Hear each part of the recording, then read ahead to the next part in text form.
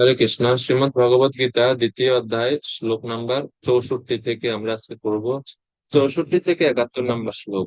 এই শ্লোকগুলোতে অর্জুনের জিজ্ঞাসিত প্রশ্নে চতুর্থ প্রশ্নের উত্তর দিচ্ছেন। চতুর্থ প্রশ্ন ছিল, ব্রজেত কিম, স্থিতপ্রজ্ঞ ব্যক্তি কিভাবে বিচরণ করেন। কিভাবে বিচরণ করেন অর্থাৎ ইন্দ্রিয়গুলোকে তিনি কিভাবে নিযুক্ত করেন ধর্মীয় বিধিনিষেধ পালনে, সেই বিষয়ে অর্জুন প্রশ্ন করছেন। তো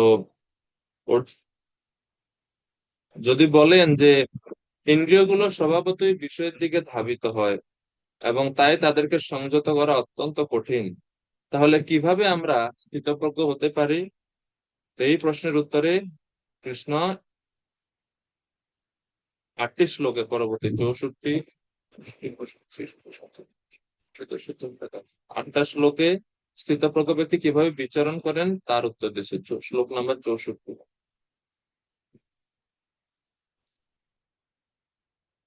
রাগদ্বেষ বিমুক্তস্তু বিষয়ানিন্দ্রিয়শ্চরन् আত্মবশ্যই বিধেয়াত্মা প্রসাদামধিগচ্ছতি।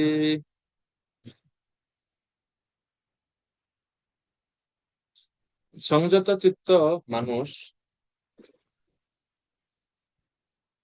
সংযত চিত্ত মানুষ প্রিয় বস্তুতে স্বাভাবিক আসক্তি, অপ্রিয় বস্তুতে স্বাভাবিক বিদ্বেষ থেকে মুক্ত হয়ে তার বশীভূত ইন্দ্রিয়ের দ্বারা ভগবত ভক্তি অনুশীলন করে ভগবানের কৃপা লাভ করে।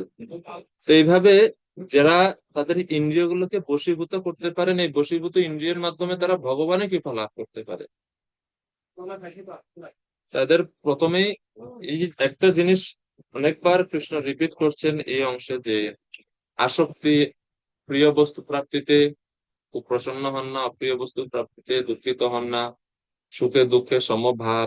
এখানেও বলছেন যে আসক্তি অপ্রিয় বস্তুতে স্বাভাবিক বিদ্বেষ মুক্ত বশীভূত ইন্দ্রিয়ের দ্বারা ভগবত ভক্তি অনুশীলন করেন স্বীয় বশীভূত এবং সংযত চিত্ত, তিনি ভগবানের কৃপা লাভ করেন। তো এইভাবে কৃষ্ণ এই সংযত ভাব বা স্থিতপ্রজ্ঞ হওয়ার কি ফল বা কি গুরুত্ব, কি পাবো আমরা, এর উত্তর দিচ্ছেন যে আমরা যদি স্থিতপ্রজ্ঞ হতে পারি বা আমাদের সমস্ত ইন্দ্রিয়গুলোকে সংযত করতে পারি, ভক্তির আশ্রয়ে যুক্ত বৈরাগ্য অবলম্বন পূর্বক রাগ এবং দ্বেষ রহিত হয়ে চক্ষু কর্ণ আদি ইন্দ্রিয় সমূহের দ্বারা শব্দ স্পর্শ আদি বিষয় সমূহ উপভোগ করলেও প্রসাদ অর্থাৎ ভগবত কৃপা আমরা লাভ করতে পারি। কেননা সেই সমস্ত ভক্ত চক্ষু কর্ণ দ্বারা যা কিছু সে গ্রহণ করে সব হচ্ছে ভগবানের প্রসাদ এবং ভগবানের কৃপা। আমরা পূর্বে দেখলাম অম্বরীশ মহারাজের উদাহরণ থেকে তিনি কিভাবে তার সমস্ত ইন্দ্রিয়গুলোকে ভগবানের সেবায় নিযুক্ত করেন। তো এই স্থিতপ্রজ্ঞ ভক্তের বিষয়ের প্রতি কোনো ভোগ বুদ্ধি জনিত আসক্তি থাকে না, এজন্য তার চিত্তে কোনো মলিনতাও উপস্থিত হয় না। ভগবানের ঐকান্তিক ভক্তির ফলেই যেমন মনের নিগ্রহ হয়, সেইরূপ চিত্তের প্রসন্নতাও লাভ হয়। এবং এইভাবে শরণাগত ভক্ত তিনি বিষয় হতে ইন্দ্রিয়গুলোকে সংযত করে। তো এখানে যুক্ত বৈরাগ্যের কথা বলা হচ্ছে যে তিনি যুক্ত বৈরাগ্য অনুশীলন করে সমস্ত ইন্দ্রিয়গুলোকে ভগবানের সেবায় নিযুক্ত করে। তো এই হচ্ছে ভক্ত এবং কর্মী জ্ঞানীদের মধ্যে পার্থক্য। কর্মীরা সবগুলোকে নিজের ভোগের জন্য ব্যবহার করে, যোগীরা বা জ্ঞানীরা তারা কোন জড়জাগতিক প্রত্যেকটা বস্তুকে তারা ভয় পায়, কারণ তারা বলে এসব হচ্ছে মায়া। আর ভক্তরা সেগুলোকে ভগবানের সেবায় ব্যবহার করে। তো এই হচ্ছে কর্মী জ্ঞানী যোগীদের মধ্যে পার্থক্য। একবার একটা ছোট গল্প আছে। একবার এক ব্যক্তি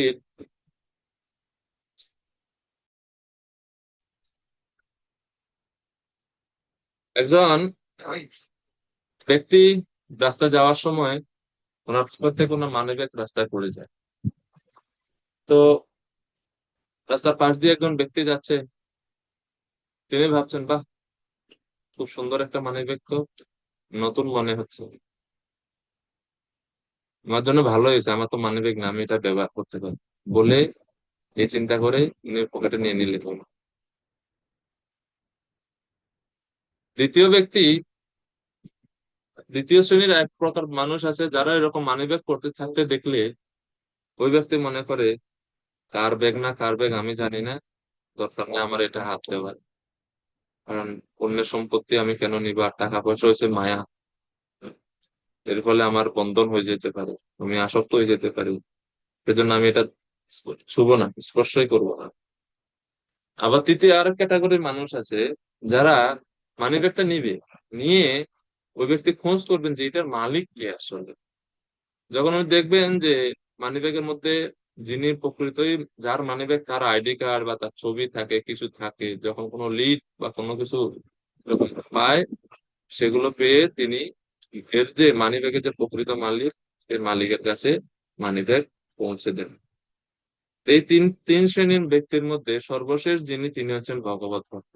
ভগবত ভক্ত জানেন কিভাবে সমস্ত জড়জগতের সমস্ত বস্তুকে ভগবানের সেবায় যুক্ত করা যায়, এটা হচ্ছে যুক্ত বৈরাগ্য। আর ফল্গু বৈরাগ্য হচ্ছে বিষয়কে মায়া বলে মনে করে কৃষ্ণ সেবায় সেটা নিয়োজিত না করা, হচ্ছে ফল্গু বৈরাগ্য। কৃষ্ণ সম্বন্ধীয় বস্তুকে কৃষ্ণ সেবায় নিযুক্ত না করে মায়া বলে পরিত্যাগ করা হচ্ছে ফল্গু বৈরাগ্য।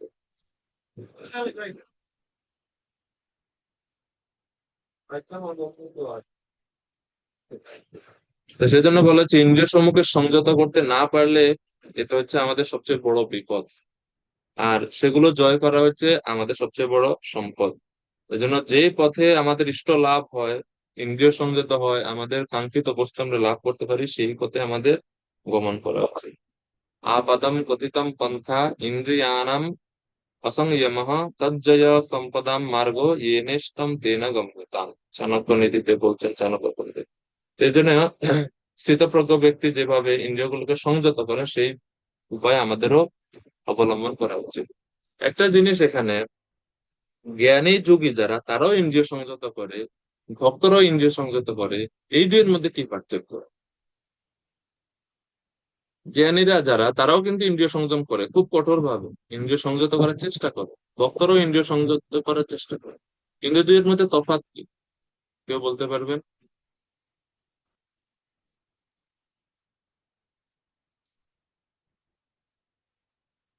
হ্যাঁ, চন্দন সূত্রধর প্রভু বলুন। ধন্যবাদ, প্রণাম প্রভু। যোগীরা আর জ্ঞানীরা যেটা মানে ইন্দ্রিয় সংযত করে, তারা ওই রোগীর মতো, যে এটা খাওয়া যাবে না, ওই যে আপনি যে ব্যাখ্যা করলেন ডায়াবেটিস রোগীর মতো, তারা ওটা ভয় পায় যে এটা করব বা এটা খাবো বা এটা গ্রহণ করব, এরকম। আর ভক্তরা হচ্ছে সেটা ওই ভগবানের সেবায় লাগিয়ে নিজে তারপরে গ্রহণ করে। সেটা ঠিক আছে, কিন্তু মনোভাবের দিক গেল যে তারা এটা মায়া বলে মনে করে। আমার প্রশ্নটা হচ্ছে যে দুই শ্রেণীর, আমরা সবাই ইন্দ্রিয়কে সংযম করার চেষ্টা করি, বা ইন্দ্রিয় সংযমের ব্যাপার দুইটাতেই আছে। যোগী যোগপন্থায় ধ্যান যোগীদের মধ্যেও আছে, জ্ঞান যোগীদের মধ্যেও আছে, আমার ভক্ত যোগীদের মধ্যেও আছে। কিন্তু পার্থক্যটা কোন জায়গায় এই দুই শ্রেণীর মধ্যে? ধ্যান যারা করে তারা তো প্রভু মানে শুধু নিজেদের উদ্ধারের জন্য চেষ্টা করে, তারা প্রচার করে না। আর ভক্ত যারা, তারা তো প্রচার করে, অন্যের উদ্ধারের জন্য করে। আচ্ছা, আর কেউ বলবেন?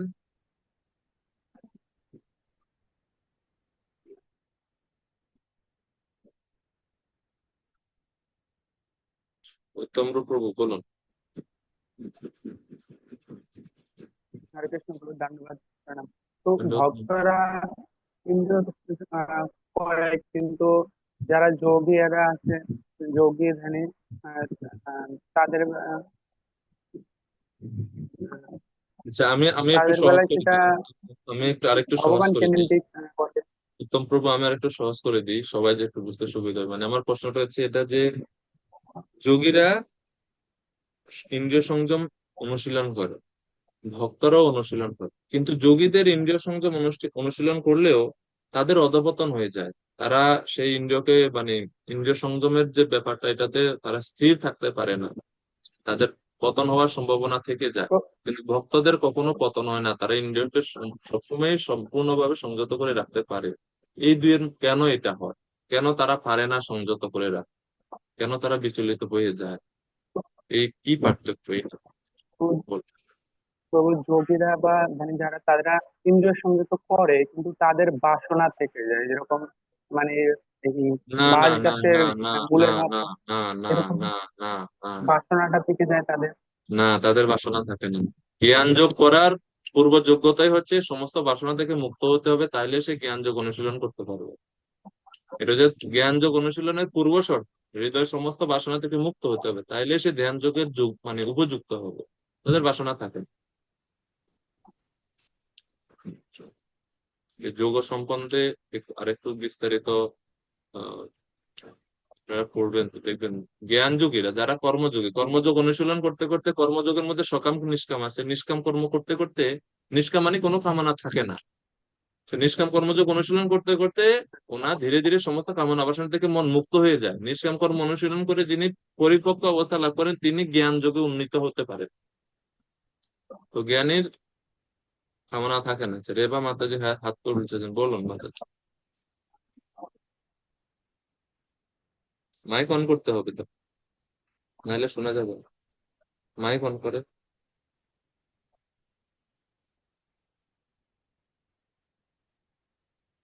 কাউকে ডাকেন, মাইক অন হয়নি তো। আমরা চন্দন সুতোর কাছ থেকে শুনিনি এই পাকে। প্রভু বলুন। মানে প্রভুপাদের যে ব্যাখ্যা, এটা মানে এইভাবে হবে কিনা যে ভগবানের দিব্য সেবায় তারা যুক্ত হয় না? কারেক্ট।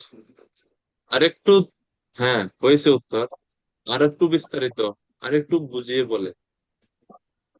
আহ, মানে তারা তো সরাসরি ভগবানের নির্দেশ যেভাবে যোগ সাধনা মানে ভগবানের সেবা করা সেইভাবে তারা করে না এর জন্য। কিন্তু তারা তাদের পন্থা অনুশীলন করে, তারা জ্ঞান যোগের পন্থাগুলো সব পালন করে। তারা তো ভক্ত নয়, যেন তারা কেন করবে ভগবানের সেবা? তাদের তো সেই তাদের যোগ পন্থাতে তো ভগবানের সেবা বিষয়টা নাই। যোগী হ্যাঁ, তো হ্যাঁ। জ্ঞানী তাদের মানে অষ্টাঙ্গ যোগী তাদের সাধন, তো তারা তো সেটা করে, সমস্যা কি? বা জ্ঞানী যারা, বিশেষ করে জ্ঞানীদের কথা নাম, এখানে জ্ঞানীর কথা যদি মানে পুরো ফোকাস হচ্ছে আমাদের জ্ঞানী এবং ভক্তরা। জ্ঞানীরা তারা তো হচ্ছে সব জ্ঞান চর্চা করে, বেদ শাস্ত্রাদি পড়ে। রেবা মাতা যে মাইক যদি অন না করতে পারেন, আমি তো আপনার থেকে শুনতে পারবো না। মানে আপনি বললেও আমি শুনতে পারতেছি, দেখেন। আচ্ছা যাই হোক, অসুবিধা নাই। তো এই বিষয়টা হচ্ছে এরকম, আপনারা জানেন জানেন না যে এরকম না, জাস্ট এখন মানে হয়তো ওইভাবে বলতে পারতেছেন না। সবাই ভক্তরা এটা জানে, এটা কমন জিনিস, যেটা আমি বলতে চাচ্ছি বা যেটা আমি জিজ্ঞেস করছি। জ্ঞানীরা ইন্দ্রিয় সংযত করে, সবগুলো ইন্দ্রিয়কে ইন্দ্রিয়ের বিষয় থেকে প্রত্যাহার করে নেয়, কিন্তু তারা সেই সমস্ত ইন্দ্রিয়গুলোকে কোনো কিছুতে মানে যুক্ত করতে পারে না, যুক্ত করে না। ভক্তরা বিষয় থেকে ইন্দ্রিয়গুলোকে সংযত করে নেয়, করে সেগুলোকে ভগবানের সেবায় যুক্ত করে। এখন মন এমন একটা জিনিস, মনের ধর্ম হচ্ছে সে সংকল্প বিকল্প থাকবে, সে চিন্তা করবে, তাকে চিন্তা মুক্ত করে রাখা যায় না। একই রকম ভাবে ইন্দ্রিয়গুলোকে বিষয় থেকে প্রত্যাহার করে কি কোনো দিকে তো তাকে যুক্ত করতে হবে, যুক্ত না করতে পারলে তো সেই কুপিত হতে থাকে, কুপিত হতে থাকে, কি করব কি করব কি করব কি করব। আর ঘোড়া বা গাভী যদি কেউ সারা বছর বেঁধে রাখে, বেঁধে রাখে, বেঁধে রাখে, বেঁধে রাখে, এই গাভী বা গরু, বৃষ বা ষাঁড় যদি একবার রশি থেকে ছুটতে কসরত রে, পারে, হ্যাঁ। সে মোটামুটি পুরো বাংলাদেশ জয় করে নেবে সে। কেউ তাকে সামলাতে পারে না। আপনাদের অভিজ্ঞতা আছে এটা? গ্রামে যাদের বাড়ি আপনারা জানেন এটা তো। মানে যার যে সমস্ত গাভী ছাড়া থাকে তারা এত বেশি মানে উৎপাত করে না, কিন্তু যেগুলো সারা বছর বাঁধা থাকে, মানে সবসময় বেঁধে রাখা হয়, তারা যদি কোনো ক্রমে ছুটতে পারে, অবস্থা খারাপ। তো যোগীদের এই হচ্ছে তাদের ত্রুটি, এই জন্য তারা পতন হয়, যে তারা ইন্দ্রিয়গুলোকে সংযত করে কিন্তু পজিটিভলি এঙ্গেজ করতে পারে না, এগুলোকে কোনো কিছুতে যুক্ত করতে পারে না। আর এই জন্য এভাবে নিষ্পৃহ বা নিষ্ক্রিয় ভাবে থাকার ফলে তাদের মধ্যে সেই ইন্দ্রিয়ের যে বাসনাগুলো আরো বেশি তীব্র হতে থাকে। আমরা দেখি যেমন বিশ্বামিত্র মুনি, কত বড় যোগী, ওনার পাশে আমরা কেউ দাঁড়ানোর শক্তি নাই, কত বড়। কিন্তু কি হলো, তিনি বনে ধ্যান করছেন, শ্রবণ উনি ধ্যান করছেন, ওই সমস্ত ইন্দ্রিয়গুলোকে ভিতরে নিয়ে নিচ্ছেন। কিন্তু যখন সেই মেনকার নুপুরের ধ্বনি ঝুনঝুন ঝুনঝুন শুনছেন, সেটা ওনার কানে গেছে, সাথে সাথে ওনার ধ্যান ভঙ্গ হয়ে গেছে। মায়া এত শক্তিশালী। এবং এর সঙ্গে সঙ্গে এটাও শিক্ষা যে এই যে যোগ, জ্ঞান যোগ পন্থা যে সমস্ত, যেহেতু তা ওনার মন বা ওনার যে ইন্দ্রিয়গুলোকে তিনি ভগবানের সেবায় যুক্ত করেননি, সেজন্য ইন্দ্রিয়গুলো তো এখনো, মানে এই জন্য ইন্দ্রিয় যে কোনো সময় বিপদগামী হওয়ার সম্ভাবনা আছে। এটা হচ্ছে বিষয়। আবার আমরা দেখি বিপরীত দিকে, সে একই রকম মায়া দেবী আসছেন হরিদাস ঠাকুরকে পরীক্ষা করার জন্য। একদিন না, 2 দিন না, 3 দিন না, মায়াদেবী সরাসরি এসে বিভিন্ন অঙ্গভঙ্গি করছেন হরিদাস ঠাকুরকে বিচলিত করার জন্য। 3 দিন 3 রাত্রে, 3 রাত্রে মায়াদেবী আসছেন, সারা রাত্রে হরিদাস ঠাকুরের সামনে বসে আছে, বিভিন্ন অঙ্গভঙ্গি করছেন তাকে তার সাধনা থেকে বিচ্যুত করার জন্য। কিন্তু যেহেতু হরিদাস ঠাকুর ভগবত ভক্ত এবং তিনি তার ইন্দ্রিয়গুলোকে ভগবানের সেবায় সম্পূর্ণরূপে যুক্ত করেছেন এবং একান্ত ভাবে নামের আশ্রয়ে আছেন, এই কারণে স্বয়ং মায়া দেবী এসেও হরিদাস ঠাকুরকে বিচলিত করতে পারেননি। আর ওখানে মায়া দেবী আসে না, বিশ্বামিত্র মুনির কাছে এক অপ্সরা আসছে মাত্র, ওই অপ্সরাই তাকে বিচলিত করে দিল।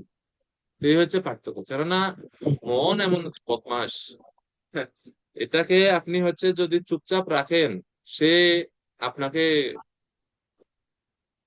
অনেক বড় বিপদে ফেলে দিতে পারে। যেন প্রভুপাদ বলছে, প্রভুপাদ একটা সুন্দর উক্তি আছে যে অলস মস্তিষ্ক শয়তানের কারখানা। মস্তিষ্ক, মন যদি খালি রাখেন, এটা যে কত কত খারাপ খারাপ চিন্তা দিবে। এই জন্য এটাকে সবসময় ভক্তিমূলক কার্যে, ইন্দ্রিয়গুলোকে সবসময় ভক্তিমূলক কার্যে যুক্ত রাখা উচিত। এর ফলে ভগবত সেবায় ব্যবহৃত হওয়ার ফলে ইন্দ্রিয়গুলো ধীরে ধীরে ধীরে ধীরে ধীরে ধীরে শুদ্ধ হবে, এবং শুদ্ধ ইন্দ্রিয়ের দ্বারাই পরবর্তীতে আমরা ভগবত উপলব্ধি করতে পারবো। এই জন্য ভক্তি যোগ এই জন্য এত বেশি গুরুত্বপূর্ণ, এবং জ্ঞান যোগের এই জন্য তাদের হচ্ছে পতন হয়, তারা অধঃপতিত হয়ে যায়।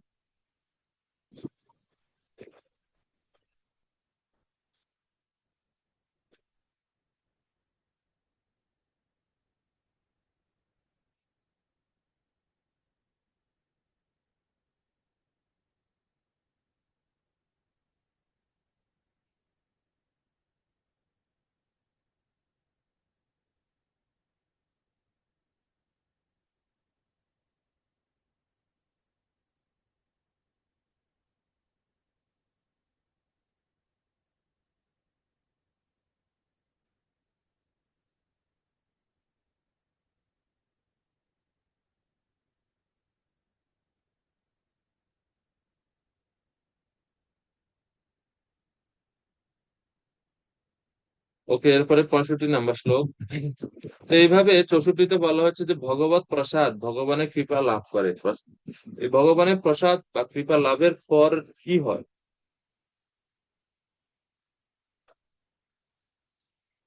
ভগবানের প্রসাদ লাভ করার পরে কি হয় 65 নম্বর শ্লোকে বলা হচ্ছে, প্রসাদে সর্ব দুঃখানাম হানির্মুচ্যতে প্রসন্না চেতসো হ্যাশু বুদ্ধি পর্যবতিষ্ঠতে।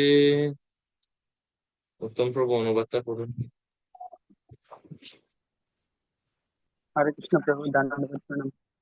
অনুবাদ: চিন্ময় চেতনায় অধিষ্ঠিত হওয়ার ফলে তখন আর জড় জগতের ত্রিতাপ দুঃখ থাকে না। এভাবে প্রসন্নতা লাভ করার ফলে বুদ্ধি শীঘ্রই স্থির হয়।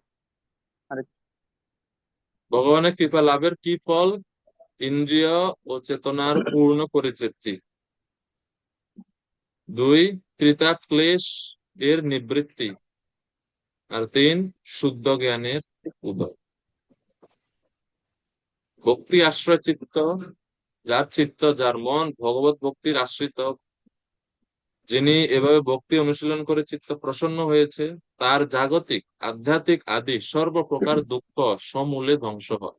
কারণ এরকম এইভাবে প্রসন্ন চিত্ত ব্যক্তির বুদ্ধি সর্বদা তার ইষ্টদেবের সেবায় তৎপর থাকে এবং স্থির থাকে।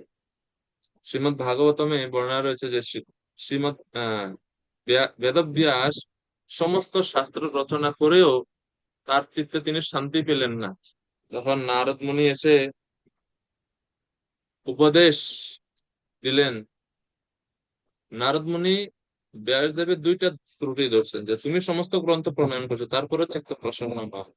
তার প্রথম কারণ, তুমি ভগবত ভক্তি মহিমা বিস্তারিত ভাবে আলোচনা করনি।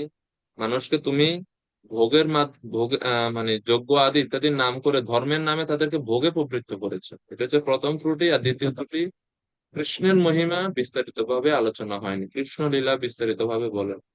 তো এই দুইটা করো, তাহলে তুমি চিত্তে প্রসন্নতা লাভ করবে। সেখানে বলছেন শ্রীমদ্ ভাগবতমে প্রথম স্কন্ধের দ্বিতীয় অধ্যায়ে, প্রথম স্কন্ধের চতুর্থ অধ্যায়ে এই বর্ণনা রয়েছে। ব্যাসদেব ভাবছেন মনে মনে, ধৃতব্রতেন হি মায়া ছন্দাংসি গুরুব অগ্নয়ঃ মা নিতা নির্বালিকেন গৃহীতম চানুশাসনম। যে কঠোর ব্রত অবলম্বন করে নিষ্কপট ভাবে আমি বেদ, গুরুবর্গ এবং যজ্ঞ অগ্নির পূজা করেছি। আমি তাদের নির্দেশ যথাযথভাবে পালন করেছি এবং গুরু পরম্পরা ক্রমে লব্ধ জ্ঞান মহাভারতের মাধ্যমে বিশ্লেষণ করেছি। তথাপি বতমে হি হেতে এতে হি আত্মা চৈব আত্মনা বিভু অসম্পন ইবা ভাতি ব্রহ্ম বচস্য সত্তম। যদিও আমি বৈদিক দর্শনের অভিপ্রেত সমস্ত যোগ্যতা অর্জন করেছি, তথাপি আমার হৃদয়ে আমি পূর্ণতা অনুভব করছি না। আমি অপূর্ণতা অনুভব করছি আমার হৃদয়ে, ভাগবত বলে। তো তখন ব্যাসদেবকে উপদেশ দেওয়ার জন্য নারদ আসেন। নারদ এসে তিনি বলছেন, খুব সুন্দর উপদেশ, যে ভগবত ভক্তিতে যুক্ত হলে ভক্তের যেরকম মন শান্ত হয়, চিন্তা ক্লেশ দূর হয়, ইন্দ্রিয় চেতনা পূর্ণ পরিতৃপ্তি লাভ করে, সেই রকম অন্য কোনো পন্থা হয় না। সেজন্য তুমি যে শুধু শুধু এই যে ভক্তি ব্যাখ্যা বিশ্লেষণ বিস্তারিত না করে অন্য যোগ পন্থাগুলো বিস্তারিত বলেছ, সেটাই হচ্ছে তোমার প্রধান ত্রুটি। ইয়াম আদিবীর যোগ পথে কাম লোভ হতো মোহ মুকুন্দ সেবয়া যদ্বৎ তথাত্মান সম্মতি। অর্থাৎ নিরন্তর কাম লোভ আদির বশীভূত মন যেভাবে শ্রীকৃষ্ণের সেবার ফলে সুপ্রসন্ন হয়, যম নিয়ম আদি অষ্টাঙ্গ যোগ মার্গ অবলম্বন করলেও সেই রকম শান্ত মন হয় না। ভাগবতমে 1:6-36 শ্লোকে বলছে। এছাড়াও দ্বিতীয় অধ্যায়ে, ভাগবতমে প্রথম স্কন্ধে দ্বিতীয় অধ্যায়ে রয়েছে, সবই পুংসাম পরো ধর্ম যতো ভক্তিরদোক্ষজে অহৈতুক্য প্রতিহতা যয়াত্মা সুপ্রসিদতি। জয়া আত্মা সুপ্রসিদতি, আত্মা সুপ্রসন্ন হয় কিভাবে? যেহেতু এই শ্লোকে লেখা আছে, দেখেন 65 নম্বর শ্লোকে, প্রসন্ন চেতস হিয়াসু বুদ্ধি পরিবতিষ্ঠতে। প্রসন্ন চেতস, চিত্ত প্রসন্ন হয়। আর ভাগবতমে বলছে আত্মা সুপ্রসিদতি, আত্মা সুপ্রসন্ন হয়। সবই পুংসাম পরধর্ম, যত ভক্তির অধক্ষজ, ভগবান শ্রী অধক্ষজের প্রতি ভক্তি অনুশীলনের ফলে আত্মা সুপ্রসন্নতা লাভ করে। তো এই জন্য এই ভগবত ভক্তি হচ্ছে একমাত্র উপায়। এছাড়া অন্য কোনো উপায়ে আত্মার সুপ্রসন্নতা লাভ হয় না, তৃপ্ত হয় না। জীব আত্মা যখন তার পূর্ণের সঙ্গে যুক্ত হয়, তখনই সে পূর্ণ তৃপ্তি লাভ করে। পান্থা স্ব শরণম যথা, শ্রীমদ্ ভাগবতমে বলা হচ্ছে, একজন পথিক যখন, ধরি একজন ব্যবসায়ী যখন সে ব্যবসা করার জন্য বাইরে যায়, সে অনেক জায়গায় ঘোরাঘুরি করে, অনেক জায়গায় আহার করে, ঘুমায়, কিন্তু সে তারপরে মনে মনে তার ঘরের কথা চিন্তা করে। যখন সে ব্যবসা শেষ করে গৃহে ফিরে আসে, তখন তার মনে যে শান্তি, সেই শান্তিটা বাইরে সে পায় না। একই রকম ভাবে জীবাত্মা যে যোগপন্থা অনুশীলন করুক না কেন, পূর্ণ পরিতৃপ্তি, আত্মার সুপ্রসন্নতা সে ভগবত ভক্তির মাধ্যমে এবং কৃষ্ণের চরণে আসার মাধ্যমেই লাভ করে। শ্রীমদ্ ভাগবতমে বলা হচ্ছে, দাবানলে দগ্ধ হস্তি যেরকম শীতল নির্মল জলাশয়ে প্রবেশ করলে সমস্ত জ্বালা যন্ত্রণা থেকে মুক্ত হয়, সেই রূপ ভগবত ভক্তি আশ্রয় করে কৃষ্ণের পদারবিন্দের মধু লেহন করার মাধ্যমে, মধু আস্বাদন করার মাধ্যমে জীব সুপ্রসন্নতা লাভ হয়। এটা হচ্ছে ভগবানের কৃপা লাভের ফল। ঠিক আছে, দেবকীনন্দন প্রভুজি। হরে কৃষ্ণ প্রভু, ধন্যবাদ। প্রভু ধন্যবাদ। প্রভু বলছিলাম, অধঃসজে মানেটা কি একবার যদি বলেন। হ্যাঁ হ্যাঁ হ্যাঁ। অধঃসজে, যত ভক্তি অধঃস। অধোক্ষজ ভগবানের নাম। ভগবানের একটা নাম হচ্ছে অধোক্ষজ। অধঃসজ মানে হচ্ছে ইন্দ্রিয় অনুভূতির অতীত, যাকে আমার জড় ইন্দ্রিয় দ্বারা যাকে অনুভব করা যায় না, সেই জন্য ভগবানের নাম হচ্ছে অধঃসজ।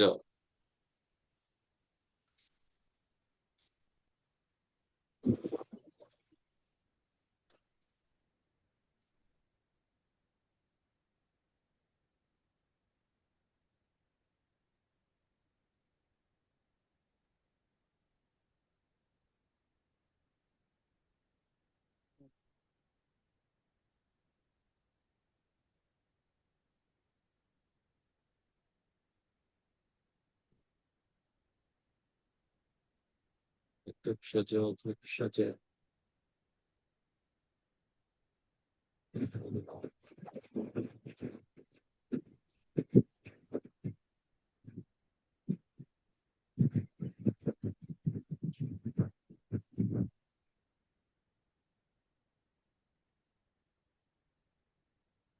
যাই হোক, আমি আরেকটা খুঁজতেছিলাম অধঃসজের অর্থ, তাহলে বলছি।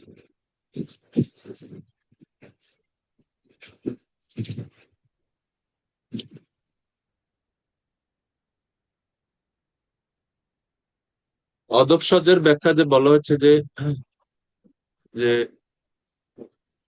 বাংলায় বা সংস্কৃতে বর্ণমালার মধ্যে সর্বপ্রথম বর্ণ হচ্ছে অ, এবং সর্বশেষ হচ্ছে খ, ক্ষিয় ক্ষিয়।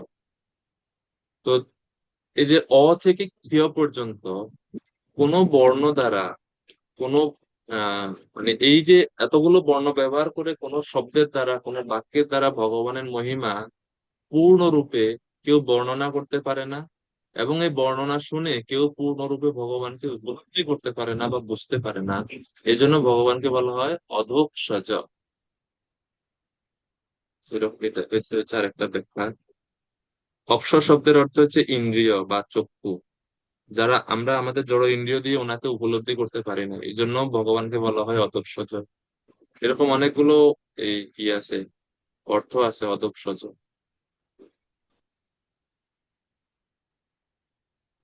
তারপরে অধঃসজ শব্দের আরেকটা অর্থ হচ্ছে আহ অক্ষ শব্দের একটা অর্থ হচ্ছে চাকা, অক্ষপদ বলি না আমরা।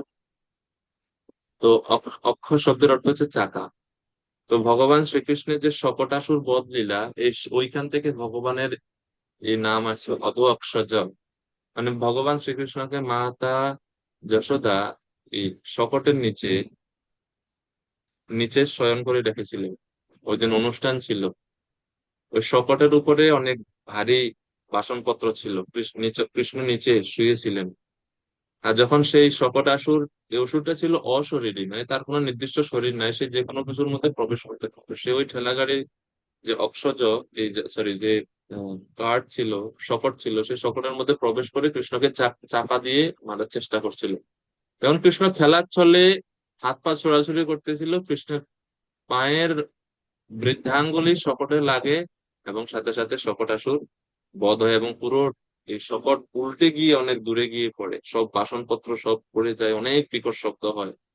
তো অক্ষ শব্দের অর্থ হচ্ছে চাকা, বা অক্ষ শব্দের অর্থ হচ্ছে সে চাকার বৃহৎ চাকা বিশিষ্ট যে শকট, সেই অক্ষজ এর আগের যুক্ত হচ্ছে অধ।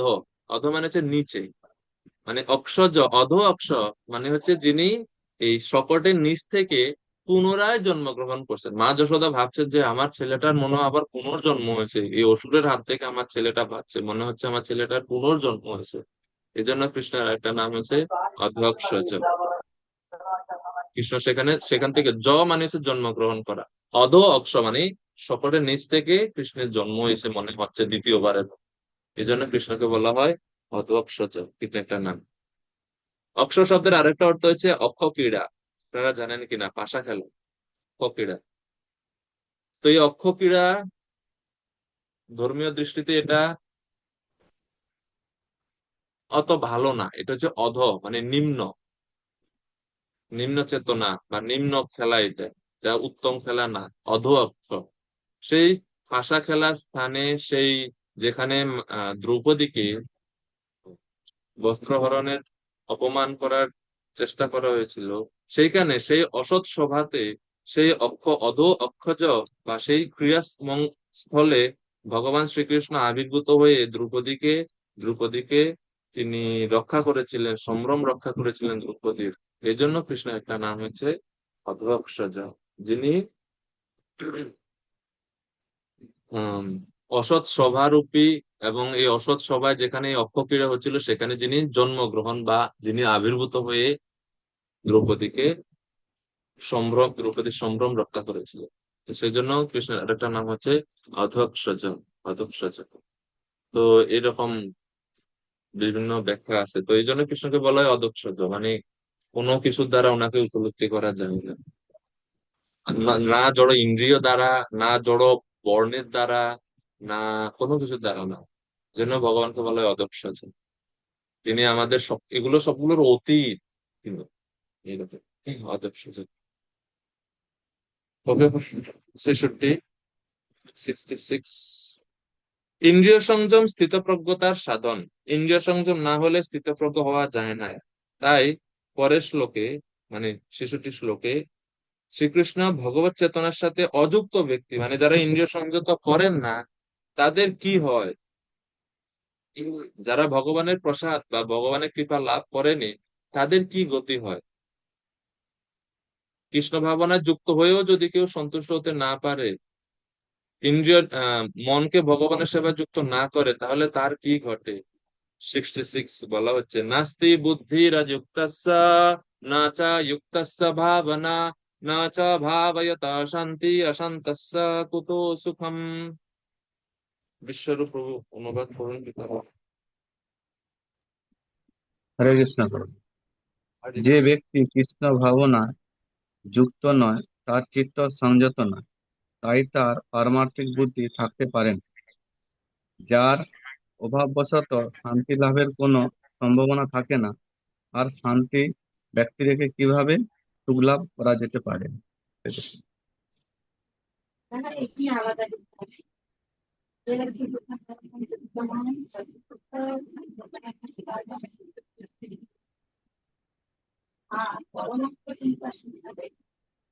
হরে কৃষ্ণ, ধন্যবাদ প্রভু, বিশ্বরূপ প্রভু। তো বলা হচ্ছে, যেই ব্যক্তির কৃষ্ণ ভাবনায় যুক্ত নয়, যার চিত্ত সংযত নয়, তার পারমার্থিক বুদ্ধি থাকতে পারে না। আর পরমার্থ চিন্তা শূন্য ব্যক্তির শান্তি লাভের কোনো সম্ভাবনা নেই। এরকম শান্তিহীন ব্যক্তির প্রকৃত সুখ কোথায়? এখন কিভাবে ওই ব্যক্তির শান্তি পাবে বলেন তো? কেননা শান্তির যে উৎস, ওনার কাছেই তো উনি নাই। আমি মনে করুন, আমি কাউকে কল দিব, মনে করেন আমি বিশ্বরূপ মাধব প্রভুকে কল দিব। তো কল দিতে হলে ওনার কাছে মোবাইল আছে, আমার কাছে মোবাইল আছে, তো দুইজনের কাছে মোবাইল থাকলে কি কল দেওয়া যায়? বলেন, সম্ভব? না, মোবাইল থাকলে কল দেওয়া যাবে না। মাঝখানে থাকতে হবে কি? টাওয়ার লাগবে, নেট লাগবে। যদি মোবাইলে নেট থাকে না, বা ইন্টারনেট হোক আর যেটাই হোক, মোবাইল সে টাওয়ারে যদি সিগন্যাল থাকে না, তাহলে আমরা কল দিতে পারবো না। তো সেজন্য একজন আরেকজনের সাথে যোগাযোগ করার জন্য আমাদেরকে আগে সিগন্যাল পাঠাতে হয় টাওয়ারে, এরপরে টাওয়ার থেকে সেটা আরেকজন ব্যক্তির সঙ্গে আমাদেরকে কানেক্ট করে। একই রকম ভাবে শান্তি, সুখ তখন আসে যখন আমরা ওই যিনি টাওয়ার আছেন কৃষ্ণ, ওনাকে সন্তুষ্ট করি। আমরা নিজেরা নিজেরা সুখ পেতে পারি না, কারণ সেটা আমাদের কাছে নাই। সুখটা এই জগতের জিনিস না। কৃষ্ণ হচ্ছেন রস বিগ্রহ। রস মানে হচ্ছে আনন্দ, আনন্দের বিগ্রহ বা আনন্দের উৎস হচ্ছেন তিনি। তো কৃষ্ণকে সন্তুষ্টি বিধান করলে, কৃষ্ণকে সেবা করলে, তখন আমরা আপনাতেই সন্তুষ্ট হতে পারি বা সুখ লাভ করতে পারি। নিজেরা যখন সুখের চেষ্টা করবো, তো এটা হচ্ছে কৃত্রিম চেষ্টা, সেটাতে সুখ লাভ করা কখনোই যায় না। এজন্য শান্তি সেই ব্যক্তিরা কখনোই লাভ করতে পারে না যারা কৃষ্ণ ভাবনায় যুক্ত নয় এবং যাদের চিত্ত সংযত নয়। এক হচ্ছে, যেহেতু তাদের চিত্ত সংযত নয়, এই জন্য তারা কৃষ্ণ ভাবনায় যুক্ত নয়, এই জন্য তাদের পারমার্থিক বুদ্ধি নাই, তারা জানে না কিভাবে চিত্ত সংযত করতে হয়। এই তিনটার কারণে তারা কখনো শান্তি লাভ করতে পারে না। এজন্য মন এমন একটা জিনিস, চিত্ত যদি সংযত না হয়, তাহলে বোঝা যায় না যে আসলে জীবনের প্রকৃত গন্তব্য বা প্রকৃত লক্ষ্যটা কি। আমরা তো অনেক মানুষকে ভক্তির কথা বলি, আপনারাও তো সবার কাছে প্রচার করেন, সবাইকে এটা বুঝতে পারে? তা সবাই কি ভক্তিকে সিরিয়াসলি নেয়? নিবে না। কেননা ওই যে পারমার্থিক বুদ্ধি নেই, এই জন্য চিত্ত সংযত নয়, এই জন্য তারা কৃষ্ণ ভাবনায় যুক্ত নয়। কৃষ্ণ ভাবনায় যুক্ত না হওয়া পর্যন্ত প্রকৃত সুখ ও শান্তি সম্ভব নয়। একমাত্র কৃষ্ণ ভাবনামৃতেই পূর্ণ মন সম্পূর্ণরূপে শান্ত হয়। কিন্তু কেউ যদি পরমেশ্বর ভগবানের সাথে যুক্ত হতে না পারে, তবে চিন্ময় জ্ঞান লাভ করা অসম্ভব, মনকে স্থির করা অসম্ভব। আর মন স্থির না হলে শান্তি হবে না, শান্তি লাভ না করা পর্যন্ত সুখ এই ব্যক্তি কখনোই লাভ করতে পারবে না। বুদ্ধদেবের জীবনীতে একটা সুন্দর ছোট্ট গল্প আছে। একবার শিষ্যদেরকে সহ বুদ্ধদেব অনেক দূর হেঁটে এক শহর নিকটে পৌঁছালেন। দীর্ঘ পথ পাড়ি দেওয়ার কারণে স্বাভাবিকভাবে তৃষ্ণার্ত হয়ে তিনি তার এক শিষ্যকে বলছেন, ওই যে সামনে একটা হ্রদ আছে, সেখান থেকে কিছু জল নিয়ে এসো। কেননা আগের দিনে হ্রদের জল শুদ্ধ থাকতো, পরিষ্কার থাকতো, নির্মল থাকতো। এখনকার মতো এরকম দূষণ থাকতো না, কলকারখানার দূষণ যুক্ত হতো না হ্রদে বা জলাশয়ে। বলছে এই জল, এখান থেকে একটু জল নিয়ে আসো। শিষ্য গেছে গুরুদেবের জন্য জল আনতে, গিয়ে দেখছে যে ওই হ্রদের ওইখানে একজন ব্যক্তি সে গরুকে স্নান করাচ্ছে, গাভী স্নান করাচ্ছে, আর এই কারণে জল ঘোলা হয়ে গেছে। এখন জল ঘোলা হয়ে গেছে, কিভাবে জল নিবে? তাই সে ফিরে এসে বললো যে গুরুদেব, জল খুবই কর্দমাক্ত, এটা পান করার জন্য উপযুক্ত না। আধা ঘন্টা পরে বুদ্ধদেব সেই শিষ্যকে আবার পাঠিয়েছে, বলছে যে এখন যে গিয়ে জল নিয়ে আসি। সে গিয়ে দেখলো যে এখনো জল কর্দমাক্ত। সে আবার বুদ্ধদেবকে সে বলছে যে জল তো মানে নির্মল না, কিভাবে সেটা খাবে? কিছুক্ষণ পরে বুদ্ধদেব আবার পাঠাচ্ছে, বলছে আমার তৃষ্ণা লাগছে, এখন গিয়ে জল নিয়ে আস। এখন শিষ্য গিয়ে দেখতেছে যে না, জল সম্পূর্ণ স্বচ্ছ, নির্মল, সব ময়লা নিচে বসে গেছে, উপরে সব নির্মল জল। তখন সে তার পাত্র করে জল সংগ্রহ করে বুদ্ধদেবকে দিল। তো বুদ্ধদেব জিজ্ঞেস করছে, তুমি বললে না জল কর্দমাক্ত, তো এটা এখন এরকম নির্মল হলো কিভাবে? মানে এত শীত, মানে এত পরিষ্কার হয়ে গেল কিভাবে? কি করলে তুমি? কিছু করছো? সে বলছে আমি কিছু করিনি তো। তাইলে ওই যে আমি কেবল এটাকে মানে জলকে তাকে সময় দিছি, সে নিচে সব ময়লা বসার ছিল। এরপরে আমি তো বলছে এই জন্য যে বুদ্ধদেব বলছেন যে তোমার মনও সেই রকম, আমাদের মনও সেই রকম। যখন এটি বিচলিত থাকে, এটাকে বেশি পাত্তা দিবেন না। মন বিচলিত যখন থাকে, তখন মনের কোনো কথা শোনা যাবে না। সময় দেন, শান্ত হোক, ভক্তি অনুশীলন করেন, নাম জপ করেন, ভাগবত কথা শুনেন, সাধুদের কাছ থেকে শুনেন। এর ফলে এই সমস্ত শোনার ফলে এই সময় অতিবাহিত হলে মন যখন ধীরে ধীরে ধীরে ধীরে শান্ত হবে, তখন আপনি বুঝতে পারবেন বা আমরা বুঝতে পারবো যে প্রকৃত উদ্দেশ্য যা বা কোনো বিষয়ের প্রকৃত সিদ্ধান্ত কি নেওয়া যায় এভাবে। এই জন্য ভগবানকে না জানলে কখনো শান্তি আসতে পারে না। ইংলিশে একটা কথা আছে, no god no peace, no god no peace. এর মানে কি? এর মানে হচ্ছে, আমি লিখে দিতেছি, no god no, PEACE, no god no.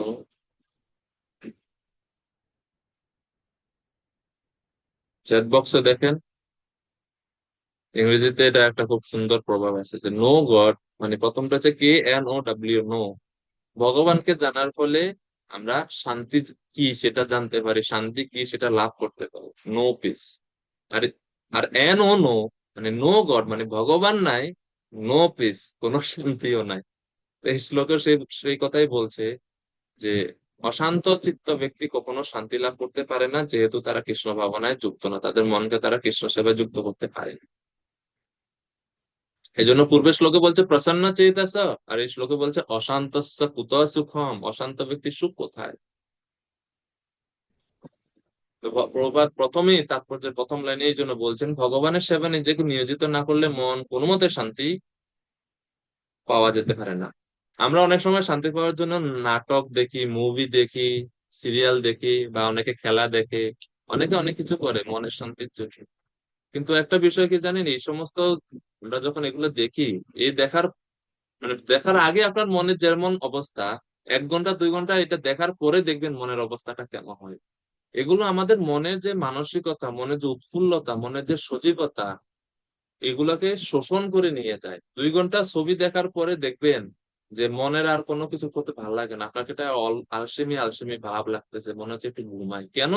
কারণ মনে যা কিছু আছে সে নিয়ে নিছে তো, ওই ছবি মুভি ওটা সব আপনার চিন্তা শক্তিটাকে সে খেয়ে নিছে, শোষণ করতেছে আপনার আমার সময়কে, আমার আমার মানসিক শক্তিকে, আমার চিন্তা শক্তিকে সব ও নিয়ে যাচ্ছে। কারণ আমরা যতক্ষণ পর্যন্ত খেলা দেখতেছেন আপনার মস্তিষ্ক কিন্তু কাজ করতেছে, আপনি যখন কোনো ছবি দেখতেছেন এটা কিন্তু কাজ করতেছে, আপনার চিন্তা শক্তিটাকে আপনি ওদিকে ব্যাখ্যা দিয়ে দিলেন, এটা চার্জ শেষ হয়ে গেছে এখানে, তো এটার জন্য পরে আর কোনো বুদ্ধি কাজ করে না। এই জন্য এখন বর্তমান সময়ে যে ছেলে মেয়েরা যে পড়াশোনা করে, আরো বুদ্ধি নাই তাদের, পড়াশোনা তো বড় বড় পরিবারের সন্তান ছেলে মেয়েরা, কিন্তু মানে কমন সেন্সই তাদের নাই। কেন? এই কারণে, এগুলো হচ্ছে তাদের মূল কারণ। মন অন্যদিকে এঙ্গেজ, তো এই জন্য যার মন যত সংযত এবং বিভিন্ন চিন্তাধারা থেকে যার মন যত বেশি মুক্ত থাকে, তিনি কোনো বিষয়ে তত বেশি ফোকাস থাকতে পারে। এই জন্য ব্রহ্মচর্য গুরুত্ব, মন সংযম এই জন্য গুরুত্ব। একটা নদীর ধারা যদি 100 ধারায় ভাগ হয়ে যায়, তো এটা তো এই স্যালাইনের পাইপ যেরকম চলে ওই রকম চলবে। এই হোয়াইট বোর্ড লোডিং হচ্ছে কেন? এটা কে করলো?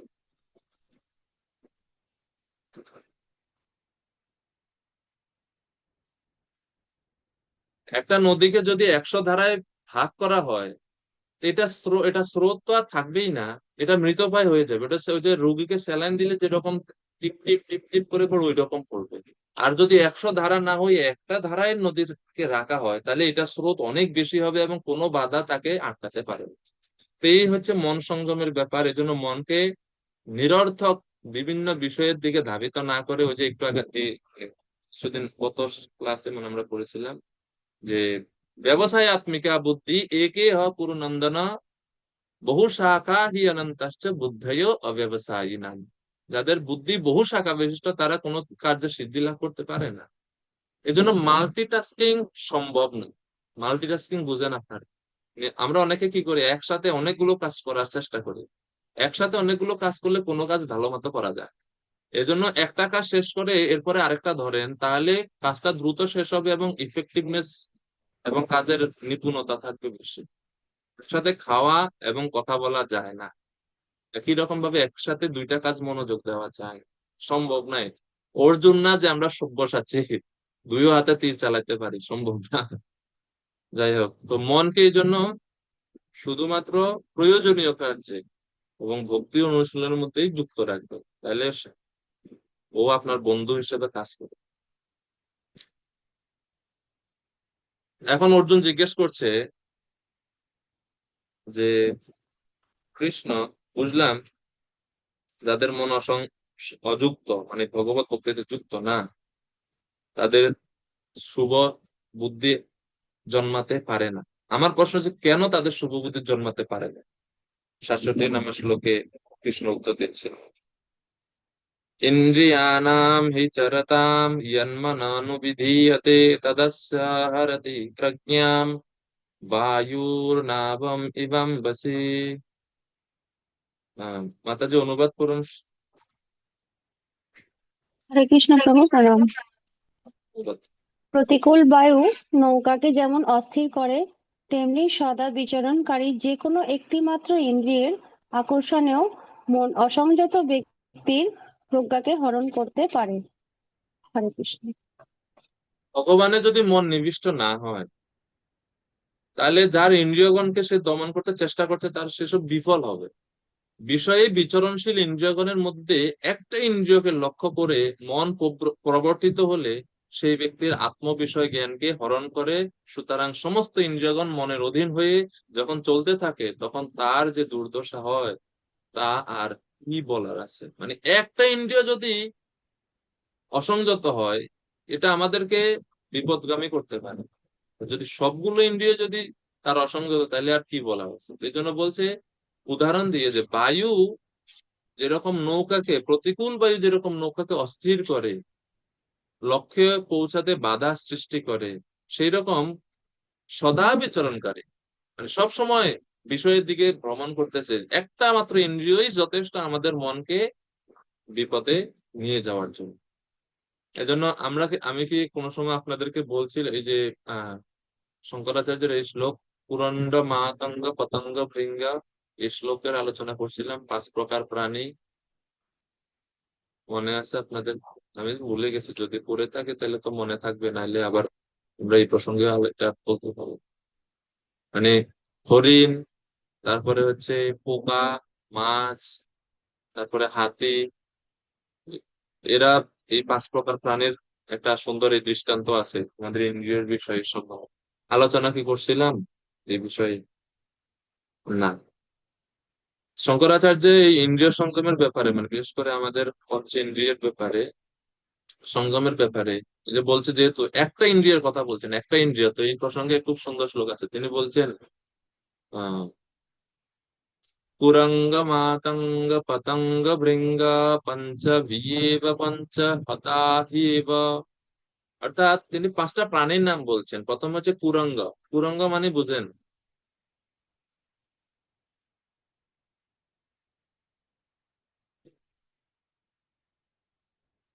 কুরঙ্গ মানে হচ্ছে হরিণ, মাতঙ্গ মানে হচ্ছে হাতি, পতঙ্গ মানে হচ্ছে পোকা।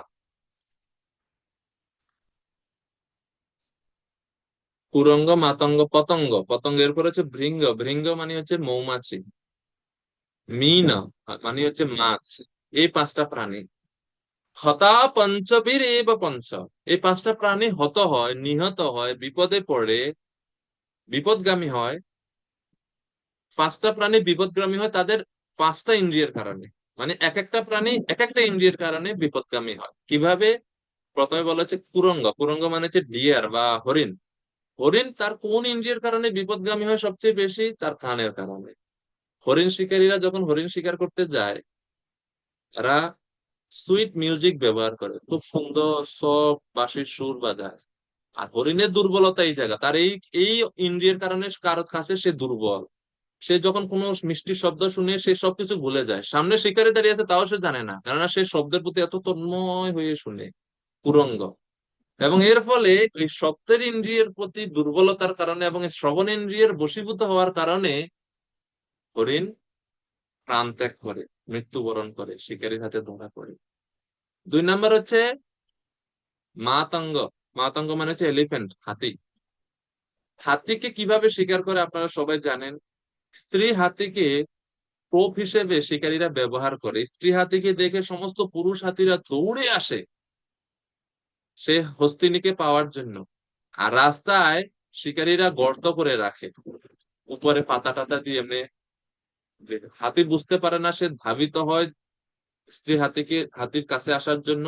আর রাস্তায় তখন সে গর্তের মধ্যে পড়ে যায়। আর গর্তে যদি হাতি পড়ে, হাতি গর্তে পড়লে সে আর কিছু করতে পারে না, সে এখানে মানে অসহায়। সে নিজেকে নিজে নিজে নিজে উঠতে পারে না গর্ত থেকে।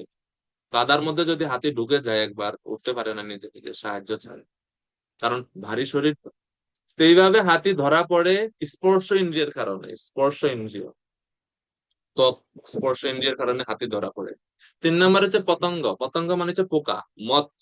ইংলিশে বলে মথ, মানে পোকা। আপনারা দেখবেন রাত্রিতে অনেক সময় আলোর কাছে, লাইটের কাছে অনেক পোকা এসে ঘোরাঘুরি করে। পোকা মনে করে, বাহ, এখানে খুব সুন্দর আলো আছে, এখানে হয়তো আমি সুখ পাবো, আমি আনন্দ পাবো, এখানে আমি গেলে কিছু খেতে পারবো, আমার খাবার দাবার আছে। সে চোখ বা এই আলো, চোখের ইন্দ্রিয়, দর্শন ইন্দ্রিয়ের কারণে সেই পোকা বিপদগামী হয়। আগুনকে সে তার সে আগুনের প্রতি আকৃষ্ট হয়ে যায়। সে জানে না যে এখানে গেলে আমার মৃত্যু হবে, এবং সে সেখানে ধাবিত হয়। আর যেই মাত্র আগুনের কাছে যায়, পুড়ে যায়, মারা যায়, প্রাণ ত্যাগ করে। তো এইভাবে পতঙ্গ তার দর্শন ইন্দ্রিয়ের কারণে বিপদগামী হয়। ভৃঙ্গ, মৌমাছি, তার ঘ্রাণ ইন্দ্রিয়ের কারণে বিপদগামী হয়। সে মৌমাছি মধু সংগ্রহের মানে জন্য এত ব্যস্ত, এবং মধু আহরণ করতে করতে করতে করতে করতে করতে করতে এতই নিবিষ্ট হয়ে যায়, সে বুঝতে পারে না যে কখন পদ্মফুল যে বন্ধ হয়ে যাচ্ছে। পদ্মফুলের নিয়ম হচ্ছে, সূর্য উঠলে সে উঠে ফুলে, সূর্য নেমে যায় সেও বন্ধ হয়ে যায়। আর যখন পদ্মফুল বন্ধ হয়ে যায়, মৌমাছি আর বের হতে পারে না, কারণ সে খেয়াল নাই যে আরে দরজা তো বন্ধ হয়ে যাচ্ছে। সে উড়ে যায় না সেখান থেকে, এত বেশি সে ঘ্রাণ ইন্দ্রিয়ের কারণে, নাসিক ইন্দ্রিয়ের কারণে সে, এবং পরবর্তীতে রাত্রে পদ্মফুলের মধ্যে আটকে থেকে মারা যায়, অক্সিজেনের অভাবে বা ক্লিষ্ট হয়ে মারা যায়, পোকা মারা যায়, মৌমাছি মারা যায়, মত বি বা মৌমাছি ভৃঙ্গ। আর সর্বশেষ প্রাণী হচ্ছে মিন বা মাছ। মাছ তার জিহ্বার কারণে আটকে পড়ে। গুরুরা তাকে শিখায়, মাছদেরকে গুরুকুলে শেখানো হয় কোনো সময় বড়শিতে খাবে না, বড়শিতে মুখ দিবে না, এটা হচ্ছে তোমার প্রাণ নাশের একটা টোপ, এটাতে মুখ দিবে না। কিন্তু যতই শিখায়, যতই মুখস্থ করায় শ্লোক, কোনো কাজ দেয় না। যখনই বড়শিতে দেখে যে কোনো একটা লোভনীয় খাদ্য আছে, সব বিধিনিষেধ, সব পড়াশোনা শ্লোক মুখস্থ ভুলে গিয়ে খুব করে এটা খেয়ে নেয়। আর যেই মাত্র ওটাতে মুখ দেয়, টান পড়ে, আর প্রাণ নাশ। শঙ্করাচার্য বলছে এই পাঁচটা প্রাণী তো তাদের পাঁচটা আলাদা আলাদা ইন্দ্রিয়ের কারণে বিপদগামী হয়। আমাদের অবস্থাটা দেখেন, এক প্রমাদি স কথম ন হন্যতে ইয়া সেবতে পঞ্চবিরেব পঞ্চ। এক একটা ইন্দ্রিয় যদি এত বেশি, এত শক্তিশালী হয় আমাদেরকে বিপদে পরিচালিত করার জন্য, তাহলে আমাদের অবস্থা কি হবে? ইয়া সেবতে পঞ্চবিরেব পঞ্চ, যে তার পাঁচটা ইন্দ্রিয় যার অ্যাক্টিভ, যে তার পাঁচটা ইন্দ্রিয় দিয়ে বিষয় ভোগ উপভোগ করছে, তার অবস্থা না কি হবে? হরিণ এক ইন্দ্রিয়ের কারণে বিপদগামী হয়, মাতঙ্গ হাতি এক ইন্দ্রিয়ের কারণে বিপদগামী হয়, আর আমাদের অবস্থা কি হবে? How can an insane person who engages all his senses in the five sense objects can be destroyed? Objects not be destroyed, sorry।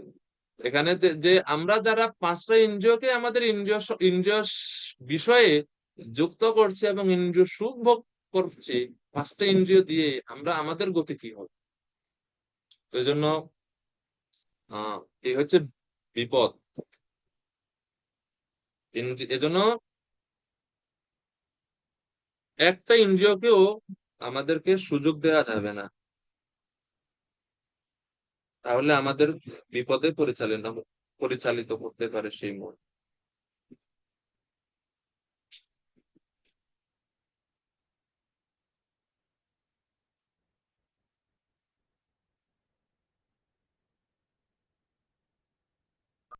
এই প্রসঙ্গে অবধূত ব্রাহ্মণের আহ যে লীলা কাহিনী রয়েছে শ্রীমৎ ভাগবতম একাদশ স্কন্ধে 7ম অধ্যায় থেকে শুরু, অবধূত ব্রাহ্মণ। আপনারা কেউ জানেন অবধূত ব্রাহ্মণের সম্বন্ধে? অবধূত ব্রাহ্মণের 24 গুরু।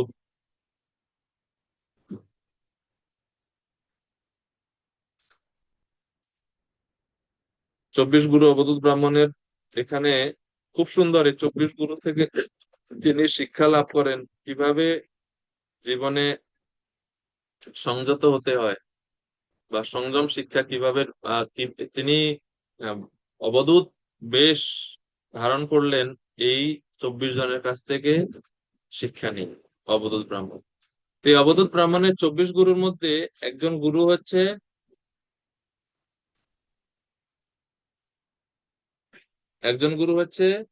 বৌম্যান, মানে হচ্ছে তাহলে কি বলে,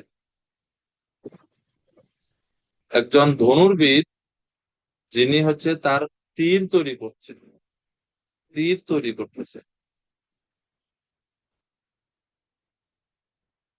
যারা ধনুক চালনা করে, তারা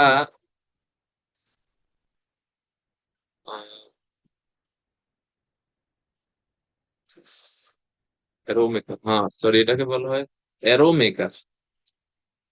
অ্যারো মেকার মানে যিনি অ্যারো বা তীর বানায়, যিনি তীর তৈরি করে বা বানায়, খুবই নিবিষ্ট ভাবে, মনোযোগ দিয়ে তিনি তীর বানায়। তো অবধূত ব্রাহ্মণ দেখলেন যে একজন এরকম মানে তীর তৈরি করছেন, ওনার পাশ দিয়ে বিয়ের যাত্রা যাচ্ছে। আগের দিনে যখন বিয়ে করার জন্য যেত, বর বর পক্ষ সব ঢাক ঢোল পিটিয়ে, বা কনে যখন ফিরতো বিয়ে বাড়ি থেকে, সে পালকি করে আসতো, ঢাক ঢোল পিটিয়ে ব্যান্ড পার্টি নিয়ে সবাই আসতো। কিন্তু এই যে যে ব্যক্তি ধনুক তীর তৈরি করছে, সে এত বেশি নিবিষ্ট ভাবে আহ তীর তৈরি করছে মনোযোগ দিয়ে, যে পাশ দিয়ে যে এই যে বিয়ের যে বর যাত্রী বা কনের পক্ষরা যাচ্ছে, সে সেটা খেয়ালই করেন, সে সেটা খেয়াল করেন। এজন্য আহ সেখান থেকে এই তীর তৈরি করার যে এরো মেকার, তার কাছ থেকে অবধূত ব্রাহ্মণ শিখলেন যে কিভাবে আমাদের মনকে নিবিষ্ট রাখতে হয়। মনকে কখনোই চান্স দেওয়া যাবে না বিষয় ভোগের জন্য। একটা সুযোগ পেলেই সে আমাদেরকে বিপদে ফেলতে পারে। এজন্য বলা হচ্ছে ইন্দ্রিয়াণি চা সংযম্য ভগবৎ পণ্ডিতো নরঃ দেশ কাল বলম জ্ঞাত্বা সর্ব কার্যাণি সাধ্যতে। যে একজন পণ্ডিতের উচিত ইন্দ্রিয়গুলোকে সংযত করা। কিরকম? বকবৎ, বকের ন্যায়, এবং দেশ কাল এবং বল, দেশ কাল পাত্র বিচার করে কার্য করে, তাহলে তিনি কার্যে সিদ্ধি লাভ করতে পারবেন।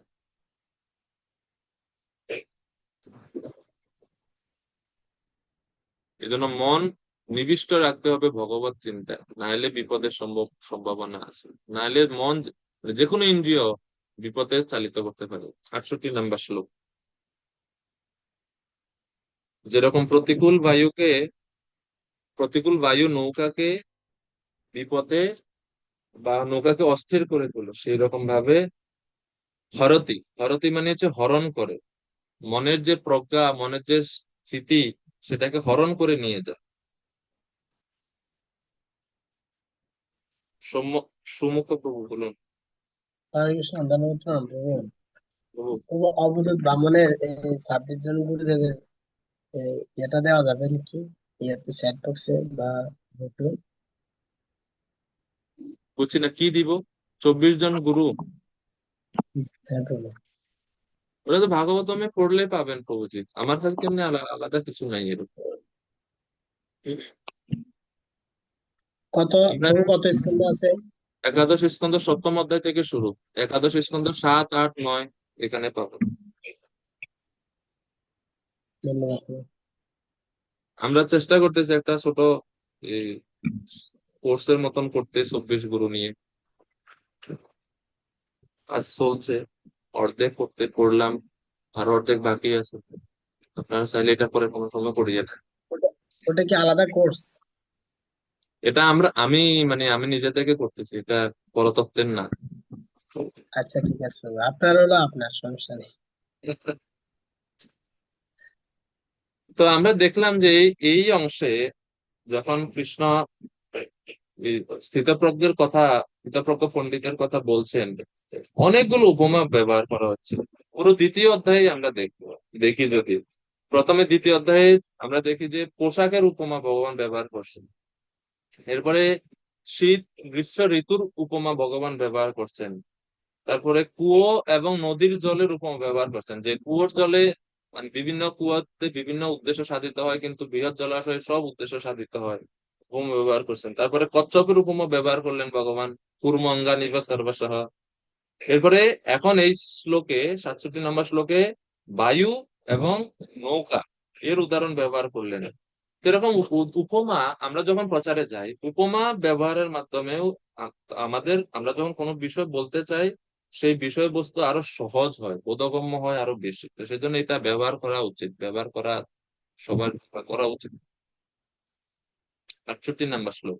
ইন্দ্রিয় সংযত হচ্ছে স্থিতপ্রজ্ঞ হওয়ার উপায় এবং লক্ষণ, এটি পূর্বে বলা হয়েছে, এখন তার উপসংহারে 68 নম্বর শ্লোকে ভগবান উপসংহারে বলছেন তসমাদ, অতএব। তসমাৎ মানে হচ্ছে এখন সিদ্ধা মানে শেষে ভগবান উপসংহার শুরু করছে, তসমাৎ ইয়স্য মহাবাহো নিগৃহীতানি সর্বশঃ ইন্দ্রিয়াণি ইন্দ্রিয়ার্থেভ্য তস্য প্রজ্ঞা প্রতিষ্ঠিতা। দেবকীনন্দন প্রভু অনুবাদ কৃপা করে করুন। 10। সুতরাং হে মহাবাহ, যার ইন্দ্রিয়গুলি ইন্দ্রিয়ের বিষয় থেকে সর্বপ্রকারে নির্বৃত্ত হয়েছে, তিনি স্থিতপ্রজ্ঞ। যস্য মানে যার মন নিগৃহীত হয়েছে, হে মহাবাহ। মহাবাহ মানে হচ্ছে যে তার শত্রুগণকে পরাজিত করতে পারে, মহাবাহ। তো বলছে তুমি যে রূপ, অর্জুনকে কৃষ্ণ বলে তুমি যে রূপ মহাবাহ অর্থাৎ শত্রুগণকে নিগ্রহ করো, সেই রূপ মনকেও তুমি নিগ্রহ করো, মনকেও তুমি এভাবে সংযত করো, ইন্দ্রিয়ের বিষয় থেকে নিবৃত্ত করো। এভাবে নিবিষ্ট চিত্তে স্থিত হওয়ার মাধ্যমে তুমি স্থিতপ্রজ্ঞ হতে পারো।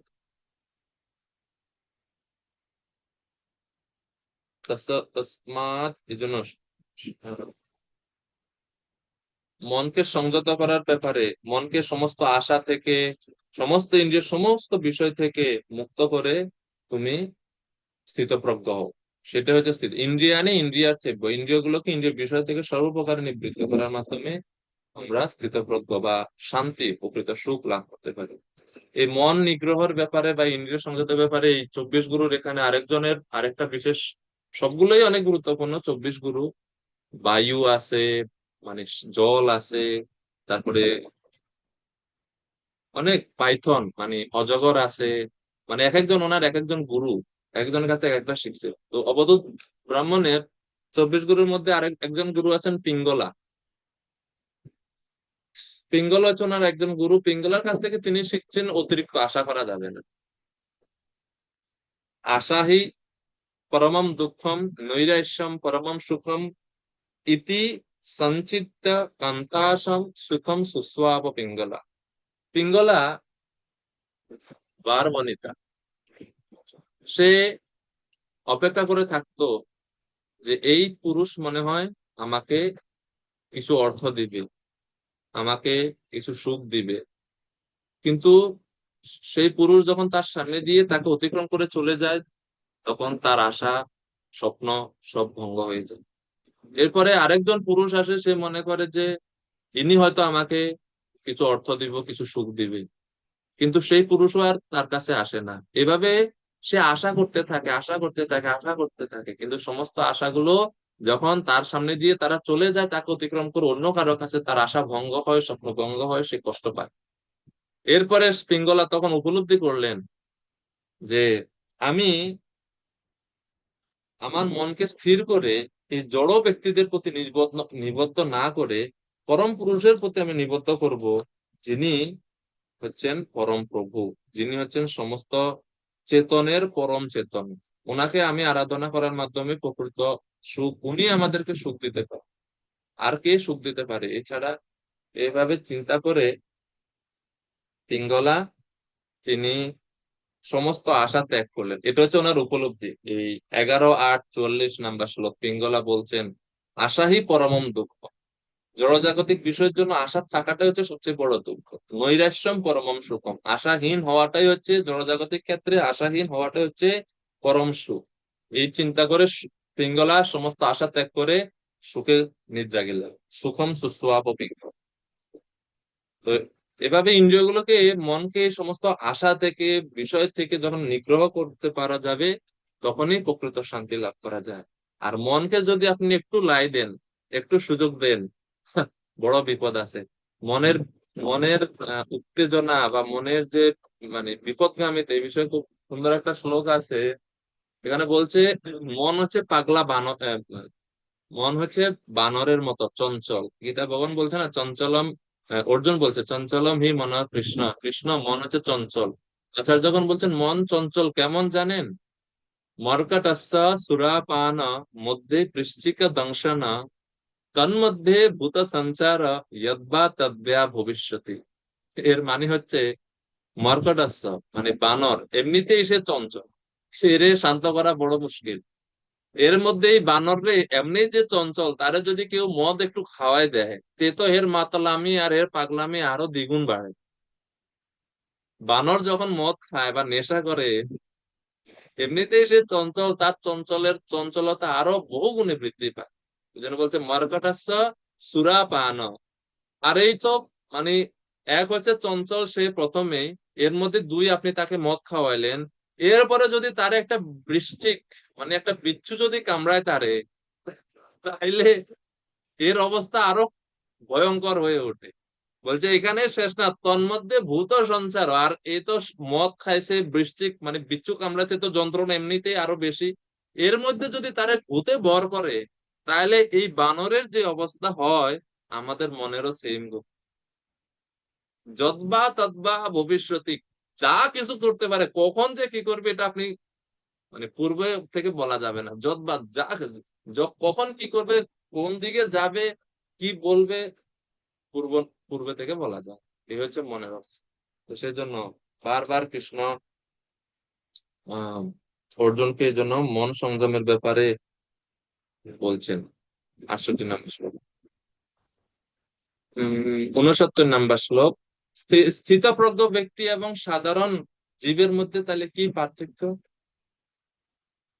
তো পার্থক্য বলছে যে পুরো বিপরীত। যা নিশা সর্বভূতানাম তস্যাম জাগরতি সংযমী, যস্যাম জাগ্রতি ভূতানি সা নিশা নিশা পশ্যতি মুনতি। সমস্ত জীবের পক্ষে যা রাত্রি স্বরূপ স্থিতপ্রজ্ঞ, সেই রাত্রিতে জাগরিত থেকে আত্মবুদ্ধিনিষ্ঠ আনন্দকে সাক্ষাৎ অনুভব করে। আর যখন সমস্ত জীবেরা ঘুমায়, সমস্ত জীবেরা জেগে থাকে, তখন তত্ত্বদর্শী মুনির নিকট তা রাত্রি স্বরূপ। এই হচ্ছে ইন্দ্রিয় সংযত ব্যক্তি, স্থিতপ্রজ্ঞ ব্যক্তি এবং সাধারণ জীবের মধ্যে পার্থক্য, পুরো পার্থক্য। অর্থাৎ একজন ভক্তের যে সমস্ত বিষয়ে উৎসাহ থাকে, একজন জাগতিক ব্যক্তি সেই সমস্ত বিষয়ে আগ্রহ বা উৎসাহ থাকে না। ভক্ত যে বিষয়ে আনন্দ লাভ করে, ভোগী ব্যক্তি সেই বিষয়ে আনন্দ লাভ করে না। তো এই শ্লোকের দুইটা দিক আছে, একটা বাহ্যিক এবং একটা আভ্যন্তরিক। বাহ্যিক দিকটা কি? সাধারণ মানুষ যখন ঘুমায় রাত্রি 1টা থেকে 1টা 2টা বাজে মানুষে ঘুমায় রাত্রে, আর উঠে সকাল 8টা 9টা, তখন সাধুরা আত্ম উপলব্ধির জন্য চেষ্টা করে। কারণ সাধনা শুরুই হয় 2:30 3টা থেকে। ভক্তরা ওই সময় ঘুম নিদ্রা ত্যাগ করে ব্রহ্ম মুহূর্তে উঠে, অনেকে মঙ্গলারতির আগে 8 মালা 10 মালা 16 মালা জপ করে। যখন সাধারণ মানুষ ঘুমাতে যায়, তারা উঠে। আর আভ্যন্তরীণ দিক হচ্ছে সাধারণ মানুষ ইন্দ্রিয়, তারা এই মনুষ্য জীবনটাকে ইন্দ্রিয় তৃপ্তিতে ব্যবহার করে। আর ভক্তরা এই মনুষ্য জীবনকে ভগবত উপলব্ধির জন্য ব্যবহার করে। এই হচ্ছে পুরো বিপরীত দিক। এই সমস্ত জড়জাগতিক সুখ দুঃখের প্রতি আত্ম অনুসন্ধানী ব্যক্তি সর্বদাই উদাসীন থাকেন। তিনি জড়জাগতিক প্রতিক্রিয়া সম্পূর্ণ নিষ্ক্রিয় থেকে আত্ম উপলব্ধির কাজে সচেষ্ট থাকেন।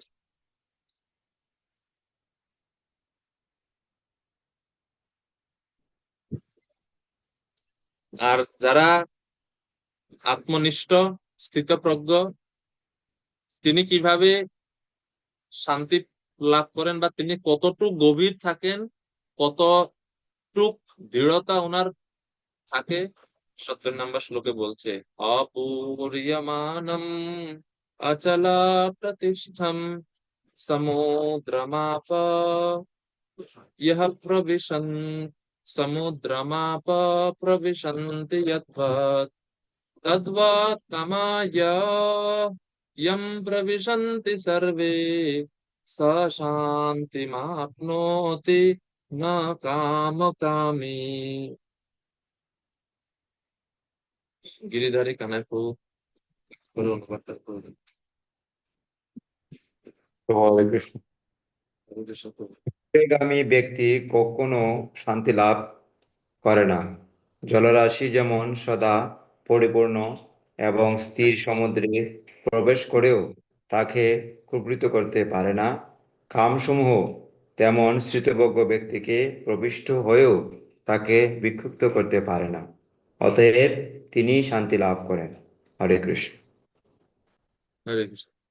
তো উদাহরণ দিচ্ছেন, এটা হচ্ছে সর্বশেষ 2য় অধ্যায়ের সর্বশেষ উপমা কৃষ্ণ বলছেন যে অনেক নদ নদীর জল, অনেক জলাশয়ের জল সমুদ্রে প্রবেশ করে, কিন্তু এত জল সমুদ্রে প্রবেশ করছে, সমুদ্র কখনো ক্ষোভিত হয় না, সমুদ্রকে ক্ষোভিত করতে পারে না। স্থির সমুদ্র সবসময় স্থির থাকে। একই রকম ভাবে যারা স্থিতপ্রজ্ঞ ব্যক্তি, তাদেরকে যে কাম আক্রান্ত করে না, ক্রোধ আক্রান্ত করে না, লোভ আক্রান্ত করে না, এরকম না। কাম, ক্রোধ, লোভ বিষয় তাদেরকেও আক্রান্ত করে, কিন্তু তারা এগুলো দ্বারা বিচলিত হন না, তারা স্থির অবস্থায় থাকতে পারে। এই জন্য বলা হচ্ছে, বক্তৃতা সিন্ধুদের রূপগোস্বামী বলছেন যে যতদিন পর্যন্ত হৃদয়ে ভক্তি মুক্তি রূপী পিশাচী অবস্থান করবে, ততদিন পর্যন্ত ভক্তির সুখ কেউ উপলব্ধি করতে পারে না। তো সেজন্য ভক্তদের আমাদের অবশ্যই এগুলো ত্যাগ করতে হবে, তা না হলে আমরা অপূরীয় মানব বা এই যে সমুদ্রের মতো স্থির হতে পারবো। এই 24 গুরুর মধ্যে একটা একটা হচ্ছে, ওনার গুরু আছে একজন হচ্ছে এই সমুদ্র, ওশান, সি বলে আর কি, সি, SEA, সি মানে হচ্ছে সমুদ্র বা ocean। এই সমুদ্র থেকে তিনি শিখলেন cool and calm even in agitating situation. শান্ত থাকেন, নির্বিঘ্নে থাকেন, আহ, নিবৃত্তে থাকেন, অনেক ক্ষোভিত হওয়ার বা প্রতিকূল পরিস্থিতি আসলেও তিনি স্থির থাকেন, শান্ত থাকেন। এই হচ্ছে আহ সমুদ্র থেকে তার শিক্ষা, উনি শিক্ষা গ্রহণ করলেন অবধূত ব্রহ্ম। এই জন্য এখানে সমুদ্রের উদাহরণ দিয়ে বোঝাচ্ছে যে সমুদ্র যেরকম বিচলিত হয় না, স্থিতপ্রজ্ঞ ব্যক্তিও এই বিষয়ের দ্বারা বিচলিত হন না। 71 নম্বর শ্লোক। স্থিতপ্রজ্ঞ ব্যক্তির বৈশিষ্ট্য: বিহায় কামান ইয়ঃ সর্বান পুমান চরতি নিঃস্পৃহ নির্মম নিরহংকার স শান্তিমধিগচ্ছতি। যে ব্যক্তি সমস্ত কামনা বাসনা পরিত্যাগ করে জড় বিষয়ের প্রতি নিঃস্পৃহ, নিরহংকার এবং মমত্ব বোধ রহিত হয়ে বিচরণ করেন, তিনি প্রকৃত শান্তি লাভ। শ্রীকৃষ্ণ এই এই ধরনের স্থিতপ্রজ্ঞ ব্যক্তিদের সুদৃঢ়তা সম্পর্কে এই 71 নম্বর শ্লোক বলছেন। কিভাবে তারা বিচরণ করেন, স্থিতপ্রজ্ঞ ব্যক্তি কিভাবে বিচরণ করেন, এর উপসংহার এই 71 নম্বর শ্লোক। যে সমস্ত কামনা বাসনা পরিত্যাগ করে জড় বিষয়ের প্রতি নিঃস্পৃহ, নিরহংকার ও মমত্ববোধ রহিত হয়ে তিনি বিচরণ করেন। তো এইভাবে চতুর্থ প্রশ্নের উত্তর কৃষ্ণ প্রদান করলেন।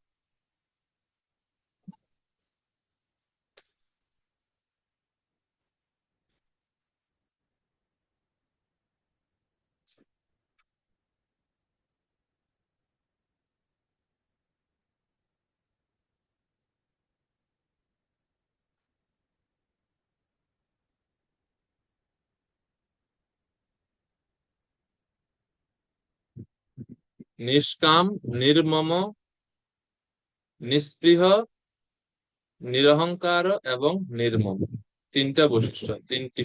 প্রভুপাদ তাৎপর্য বলছেন,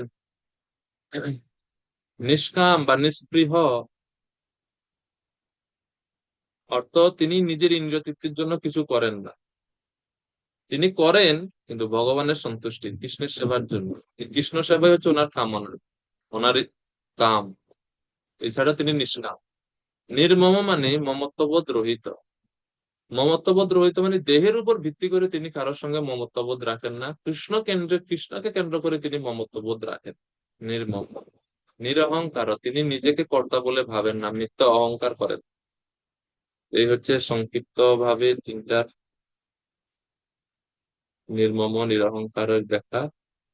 তো এই অধ্যায়ের সর্বশেষ, এই যে স্থিতপ্রজ্ঞ ব্যক্তি যিনি শক্তি শূন্য ভাবে বিচরণ করেন, ওনাকে, ওনার এই স্থিতিকে বলা হয় ব্রাহ্মী স্থিতি। তো সেই ব্রাহ্মী স্থিতিতে কথা 72 নম্বর শ্লোকের উপসংহার দিয়ে বলছেন, এষা ব্রাহ্মী স্থিতি পার্থ মৈনাম প্রাপ্য বিমুক্ষ্যতি স্থিতস্যামন্তকালেপি ব্রহ্ম নির্বাণম ঋচ্ছতি। এই প্রকার স্থিতিকেই ব্রাহ্মী স্থিতি বলে। হে পার্থ, যিনি এই স্থিতি লাভ করেন তিনি মোহপ্রাপ্ত হন না।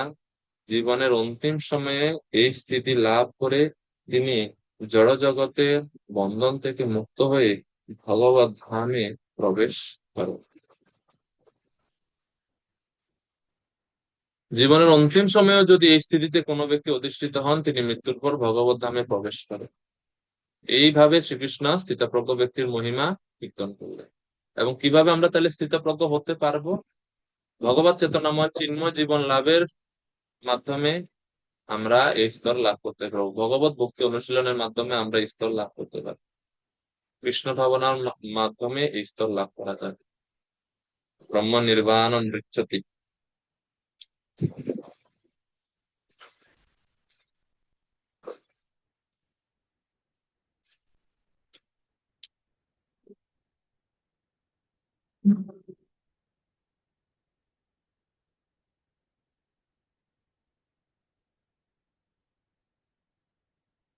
এখন প্রভুপাদ তাৎপর্যে বলছেন যে ব্রহ্ম নির্বাণে, নির্বাণ শব্দটা যারা বৌদ্ধ মতাবলম্বী তারা এটা ব্যবহার করে, নির্বাণ। তো এই জন্য প্রভুপাদ তাৎপর্যে ব্যাখ্যা করছেন যে ব্রহ্ম মানে চিৎ বস্তু এবং নির্বাণ হচ্ছে একটা বৌদ্ধদের প্রচলিত শব্দ যা মূলত মুক্তি লাভ করাকে বোঝায়। কিন্তু জাগতিক ভাষ্যকারেরা মন্তব্য করেছেন যে যেহেতু নির্বাণ হচ্ছে একটা বৌদ্ধ শব্দ এবং এখানে ভগবদ্গীতা সেটা ব্যবহার করা হয়েছে, তার মানে ভগবদ্গীতা বৌদ্ধের আগমনের পরে রচিত হয়েছে, এরকম অনেকে বলে। কিন্তু আসলে এটা হচ্ছে ভুল ধারণা। এসব এই যে ভগবত গীতার যে দর্শন বা ভগবত গীতার যে জ্ঞান তা সৃষ্টির শুরু থেকেই রয়েছে এবং কৃষ্ণ কুরুক্ষেত্র যুদ্ধের প্রাক্কালে অর্জুনকে বলেছিলেন। তো বুদ্ধের আবির্ভাবের পূর্বে বৌদ্ধ দর্শন ছিল না, তো সেই জন্য ওই সময় তো বৌদ্ধ দর্শন ছিল না। তো এই জন্য এই নির্বাণ শব্দ দ্বারা বৌদ্ধদের যে নির্বাণ, সেই নির্বাণকে এখানে ইঙ্গিত বোঝানো হচ্ছে না। ব্রহ্ম নির্বাণ মানে হচ্ছে চিন্ময় বাস্তবতায় মুক্তি লাভ করা, ব্রহ্ম স্তরে অধিষ্ঠিত হওয়া। তার ফলে এটি হচ্ছে ভগবত গীতায় বর্ণিত ব্রহ্ম নির্বাণের অর্থ। নির্বাণ শব্দের কিভাবে আমাদের আচার্যগণ ব্যাখ্যা করছেন। বলদেব বিদ্যাভূষণ তিনি বলছেন যে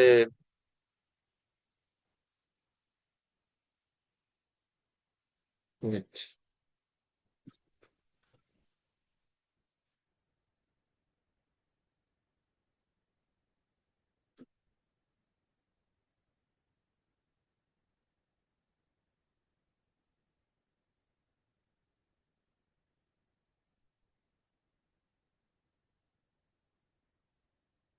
ব্রহ্ম নির্বাণ মানে হচ্ছে ব্রহ্ম স্তর লাভ করা, সেই স্তরে লাভ করে অপ্রাকৃত রস লাভ করা, এটাই হচ্ছে প্রকৃত ব্রহ্ম নির্বাণ। আচার্যগণ এইভাবে ব্যাখ্যা করছেন।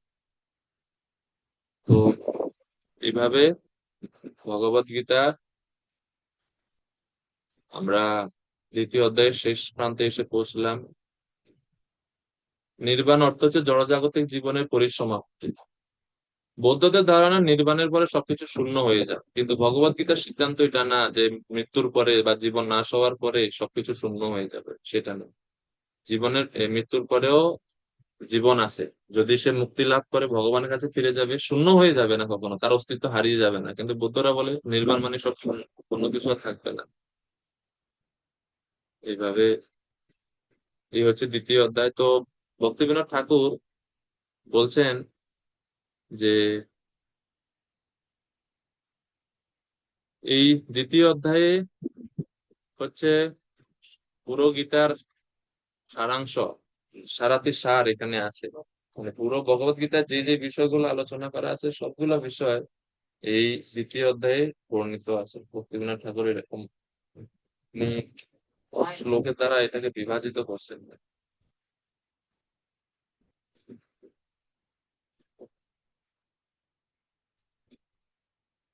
11 শ্লোক হতে 30 শ্লোক পর্যন্ত আত্ম অনাত্ম বা সাংখ্য যোগের কথা আলোচনা হয়েছিল। 31 থেকে 38 নম্বর শ্লোক পর্যন্ত স্বধর্ম বা কর্মের অন্তর্গত পাপ পুণ্য বিচার মানে কর্মযোগের আলোচনা হয়েছিল। 39 শ্লোক হতে অধ্যায়ের শেষ পর্যন্ত জ্ঞান যোগের আলোচনা করা হয়েছিল। তো এইভাবে কর্ম, জ্ঞান, সাংখ্য সবগুলো দ্বিতীয় অধ্যায়ে কৃষ্ণ আলোচনা করছেন চিত্তপ্রভু। বিশ্বনাথ চক্রবর্তী ঠাকুর তিনি বলছেন নির্বাণ শব্দের অর্থ নিবৃত্ত। ভাগবতমে ৩য় স্কন্ধে 25 অধ্যায়েও এই নির্বাণ শব্দের রয়েছে, জয়া পদন্তি নির্বাণম অঞ্জসা অন্নু অশ্নবা অহম। তো নির্বাণ শব্দের অর্থ হচ্ছে নিবৃত্ত বা অমৃত রূপ, অমৃত বা অপ্রাকৃত রস আস্বাদন, এই দুইটা অর্থ আচার্যগণ করেছেন নির্বাণ। হরে কৃষ্ণ কৃষ্ণ কৃষ্ণ হরে হরে, হরে রাম রাম রাম হরে হরে। শ্রীমদ্ ভগবদ গীতা যথাযথ কি জয়।